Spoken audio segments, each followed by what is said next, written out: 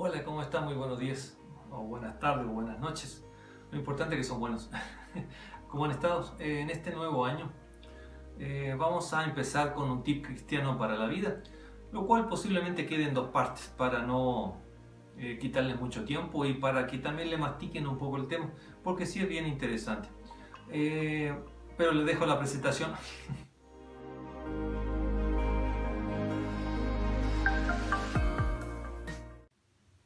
Como vieron en la presentación, el tip de hoy se ha llamado ¿cuál es el uniforme del cristiano? De tenis y corbata, o más sport, más casual, o tipo vintage. No me refiero a eso, pero muchas veces las personas, incluso conocidos nuestros, tienden a buscar ciertos estereotipos para tener éxito en la vida. Forma de vestir, grupos sociales, club, etcétera, etcétera. Y según ellos creen que con eso van a tener éxito en la vida. Pero esto justamente le pasó algo parecido a David. Ustedes se acuerdan quién era David. Era el hijo menor de una familia de varios hermanos.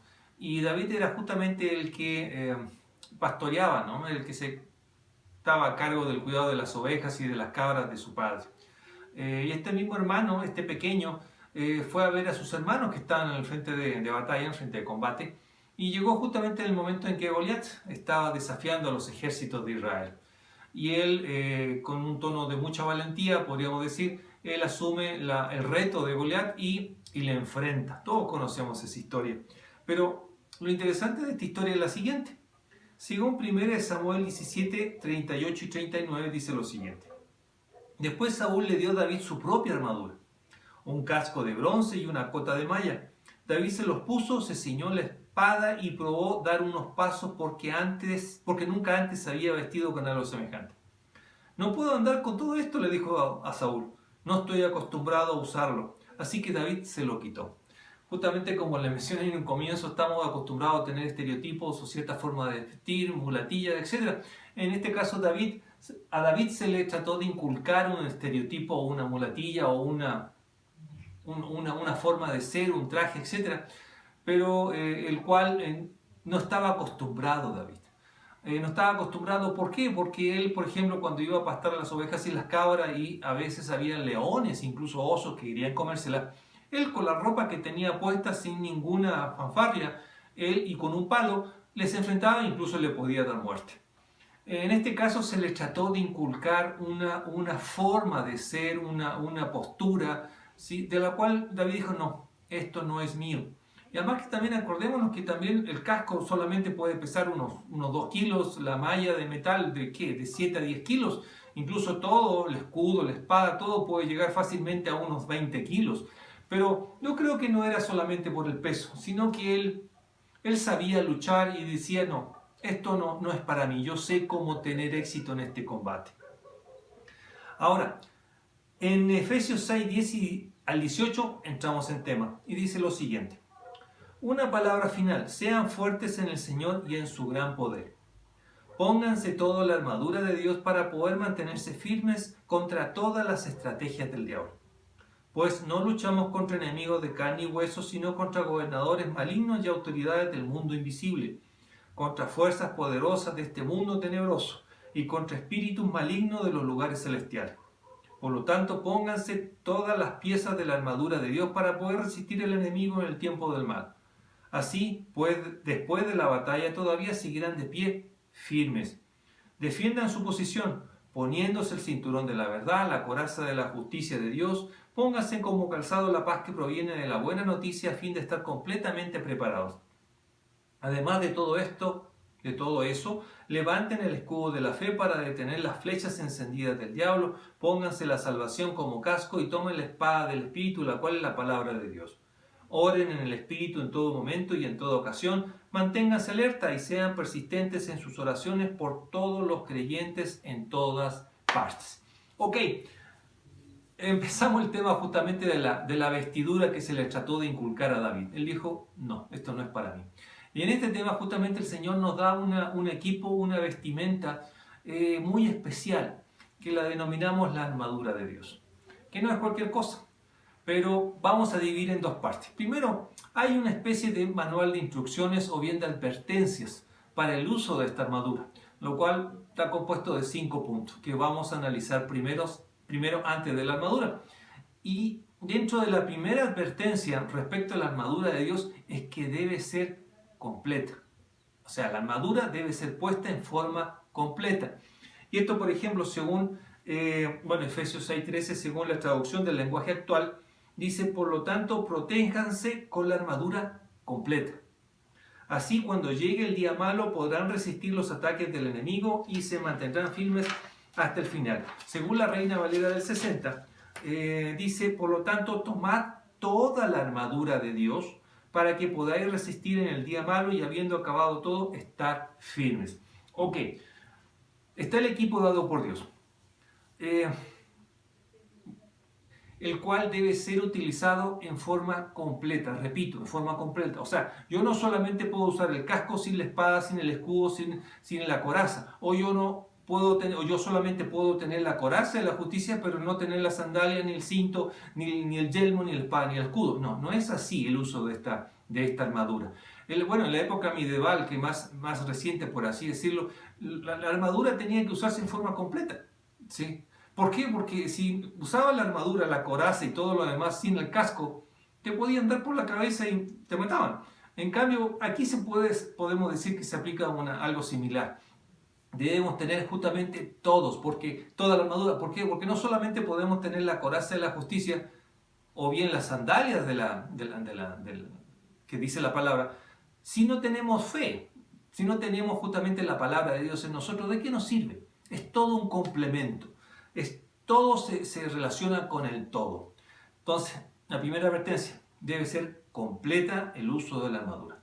Segundo punto: ¿para qué se usa esta armadura? No es para tomarnos selfies, ni para poner en TikTok, ni para mandar fotos por WhatsApp. No, esta armadura es para poder mantenernos firmes. Mantenernos firmes. ¿Cómo así? Bueno, según Efesios 6:13 dice: después de la batalla todavía seguirán de pie firmes. Este tema dice mucha relación con el mensaje que vimos hace una semana, el año pasado, sobre la guerra espiritual es aquí y ahora. ¿Sí? Y justamente este versículo habla de batalla. Después de la batalla nos vamos a mantener de pie y firmes. Inclusive en el versículo 11 del mismo libro de Efesios, utiliza la palabra mantenerse firmes, utiliza la palabra griega poner de pie. El versículo 13 que acabamos de ver, de todavía seguirán de pie, la palabra griega que se utiliza es poner de pie en contra. Y según el versículo 14, que utiliza la palabra defiendan su posición, es la palabra griega que dice estén de pie.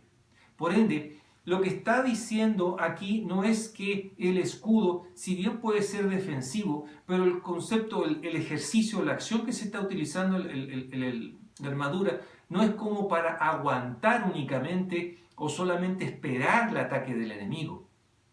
Lo que se está usando aquí la armadura es para combate, no es para tolerar, no es para aguantar, sino que es para combatir, es para objetar, enfrentarse, oponerse, que es muy distinto al de cubrirme con el escudo y esperar que llegue la flecha y que yo escucho la estocada de la flecha y quedarme en eso. No, es también para combatir, es usar el escudo y la espada en contra del enemigo. Y justamente esta palabra griega también la encontramos en 1 de Pedro 5:9, que podríamos decir que es la palabra de ponerse en contra, ¿no? ¿Qué dice 1 de Pedro? Dice: manténganse firmes contra él y sean fuertes en su fe. Recuerden que su familia de creyentes en todo el mundo también está pasando por el mismo sufrimiento. Por ende es un concepto de enfrentar. Ahora, ¿qué mejor ejemplo de este concepto de enfrentar que el mismo que nos dio Jesucristo? Y también este tema lo vimos también en otro tip cristiano hace un tiempo atrás, ¿sí? Porque Jesús fue al desierto, según en Mateo 4:1 y 2 dice: luego el Espíritu llevó a Jesús al desierto para que allí lo tentara el diablo. Durante 40 días y 40 noches ayunó y después tuvo mucha hambre. Aquí quiero destacar algo, que el escudo, o sea, cuando... Y esto vamos a ir determinando, o sea, en qué momento debemos tener el escudo o, entre comillas, ¿no?, en qué momento no lo vamos a usar. Pero aquí en qué momento necesitamos el escudo es en dos momentos. Uno, en el desierto y cuando tenemos hambre. O sea, cuando estamos solos y cuando tenemos una necesidad. ¿Qué quiero decir? Que cuando se cumplen esas dos condiciones, con mayor razón somos propensos a ser atacados por el enemigo y con mayor razón debemos tener ajustado el escudo de Dios en nosotros. ¿Por qué? Porque en momentos de soledad fue tentado Jesús, pero claro, Jesús, ¿qué fue lo que hizo? No se quedó callado, sino que él contestó a lo que el demonio le estaba diciendo. Escrito está, no solo de pan vivirá el hombre. Por ende, él combatió al enemigo, no esperó que él se calle. En el momento de combatirlo, el demonio huyó. Por ende, acuérdense de estos dos momentos, soledad, o sea, desierto, y necesidad, en el caso de hambre. Ahora, también quiero destacar también esta forma de reaccionar por parte de Jesús, porque no solamente fue en la tentación, sino que otro ejemplo también nos da, por ejemplo, en Marcos 1, 23 y 25, el cual dice: de pronto un hombre en la sinagoga que estaba poseído por un espíritu maligno gritó: ¿por qué te entrometes con nosotros, Jesús de Nazaret? ¿Has venido a destruirnos? Yo sé quién eres, el Santo de Dios. Pero Jesús lo reprendió: cállate, le ordenó, sal de este hombre. Bueno, y salió. Por ende, la actitud de Jesucristo no fue pasiva, no le toleró, le combatió. ¿Sí? Que es diferente lo cuanto los conceptos de tolerar, aguantar, a los de combatir y enfrentarse. Y eso es lo que quiero dejar bien en claro. Y para eso es el escudo, no solamente para protegernos del ataque del enemigo, sino que también para enfrentarle y combatirle. Ahora, la tercera advertencia es contra todas las estrategias del diablo.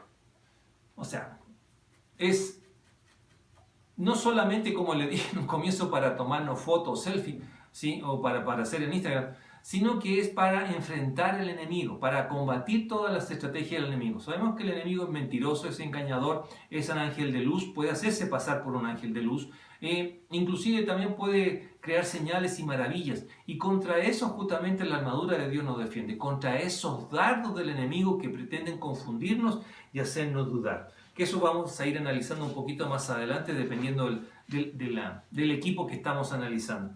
Ahora, el cuarto punto es en el tiempo del mal.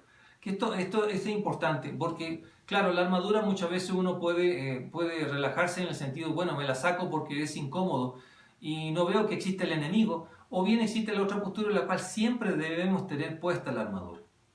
Y ustedes mismos van a tomar la decisión en base a lo siguiente. Según Efesios 6:13 dice: por lo tanto, pónganse todas las piezas de la armadura de Dios para poder resistir al enemigo en el tiempo del mal.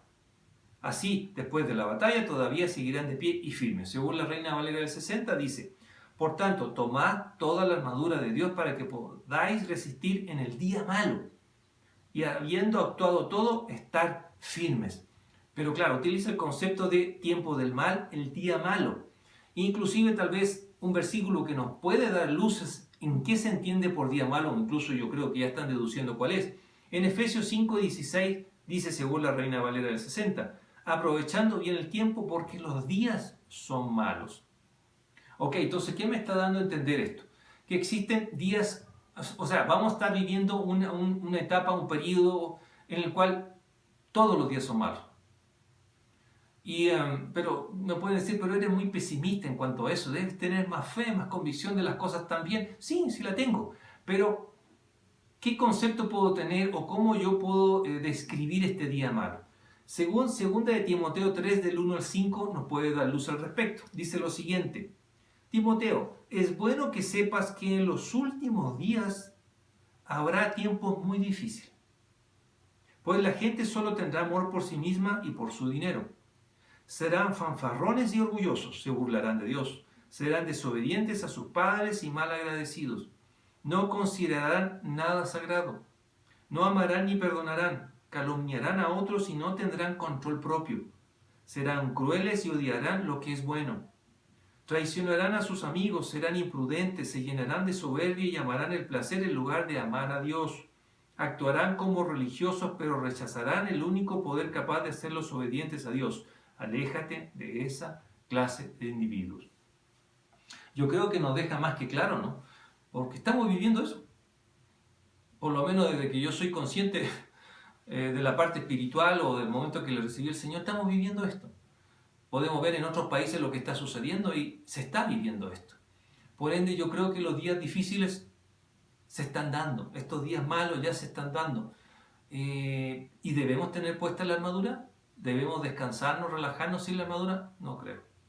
¿Por qué? Porque no sabemos en qué momento nos puedan atacar. Debo tener siempre puesta la armadura para hacer frente al enemigo y combatirle siempre. No sabemos por dónde va a salir, por dónde va a saltar. Pero si tenemos la armadura puesta, nos podemos defender del primer ataque y le podemos combatir o replicar con la palabra de Dios, y vamos a ir aclarando con qué equipo contamos para poder combatirle, porque no es cualquier equipo, es un equipo especializado que está formado por varios elementos. Y como última observación, que es importantísima, es la vista. ¿Sí? No es una clase para los ojos, pero la vista es vital, porque, claro, el Señor nos está dotando de una armadura de Dios, pero ¿podemos ver esa armadura? No, podríamos decir que no, pero hay gente que jamás la va a poder ver y hay gente que nunca va a creer que existe esta armadura dada por Dios. En 1 Corintios 2:14 dice: pero los que no son espirituales no pueden recibir esas verdades de parte del Espíritu de Dios.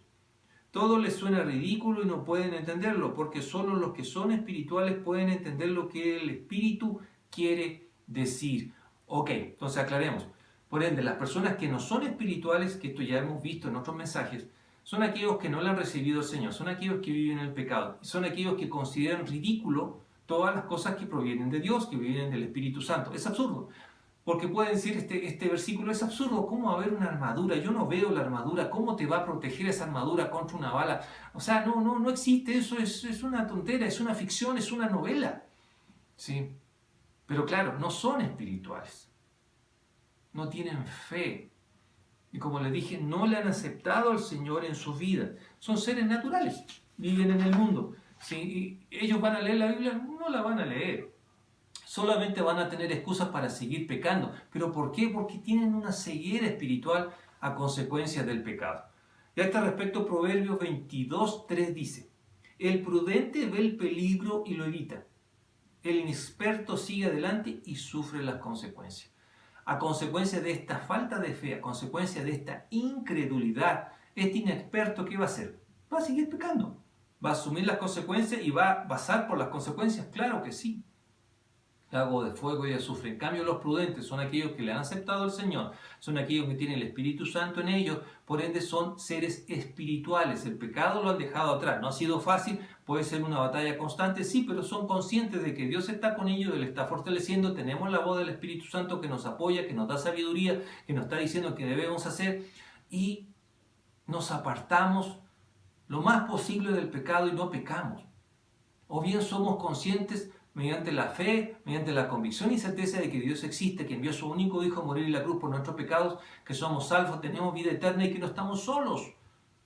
Somos prudentes porque sabemos que el pecado nos va a llevar a la muerte, muerte absoluta, al lago de fuego y azufre. Según Juan 14:10-14 dice: ¿acaso no crees que yo estoy en el Padre y el Padre está en mí? Las palabras que yo digo no son mías, sino que mi Padre, que vive en mí, hace su obra por medio de mí. Solo crean que yo estoy en el Padre y el Padre está en mí, o al menos crean que las obras que me han visto hacer. Les digo la verdad, todo el que crea en mí hará las mismas obras que yo he hecho y aún mayores, porque voy a estar con el Padre. Pueden pedir cualquier cosa en mi nombre y yo la haré para que el Hijo le dé gloria al Padre. Es cierto, pídame cualquier cosa en mi nombre y yo la haré. ¿Creo esto? Una persona del mundo, al leer esto, ¿lo va a tomar en forma seria? No lo creo, dudo mucho. En cambio, nosotros que creemos en Dios, ¿qué decimos de estos versículos? Les dejo la inquietud y la respuesta que sea para ustedes. Ahora, por tiempo quiero terminar aquí. Voy a hacer una segunda parte. Mastíquenlo, sí, mastíquenlo. Y en la segunda parte vamos a ver lo que es el equipo que el Señor nos ha dado. El casco, la coraza, el cinto, las sandalias, el escudo y la espada. Vamos a analizarlas, ¿sí? Y les veo para la próxima. Dios les bendiga. Chao.